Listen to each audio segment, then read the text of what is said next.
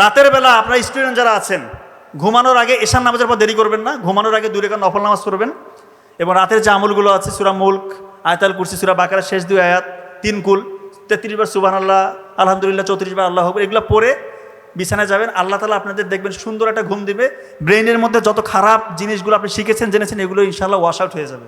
আর ভালো ভালো জিনিসগুলো, ভালো ভালো তথ্যগুলো যেগুলো আপনি শিখেছেন, ওগুলো দীর্ঘস্থায়ী মেমোরি সেন্টারে রিজার্ভ হবে।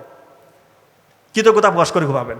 ভোরে উঠবেন, উঠেই আগে আলহামদুলিল্লাহ, উজুটা করে আগে আবার নফল নামাজ। ভোরে উঠলে কি হবে? আমার ভাই ডক্টর নাবিল যথেষ্ট ভালো বলেছে, এগুলো নিয়ে অনেক আলোচনা করেছে, যে ভোরবেলা যদি উঠেন আপনার ব্রেইনের মধ্যে আলফা ওয়েভ তৈরি হয়। এগুলো তো আপনারা সবাই জানেন, এখন মুখস্থ হয়ে যাওয়ার কথা। আলফা ওয়েভ তৈরি হলে কি হবে? ওই সময় আপনি যা কিছু পড়বেন 2 ঘন্টার পরে অন্য সময় 10 ঘন্টার পড়ার থেকেও প্রোডাক্টিভ। এগুলো আলহামদুলিল্লাহ আমি আমার বড় ভাই ডক্টর নাবিলের বদৌলতে শুনেছি, শিখেছি। আশা করি আপনারা অনেক শুনেছেন। আজকে উনি আরও চমৎকার আলোচনা করবেন ইনশাল্লাহ।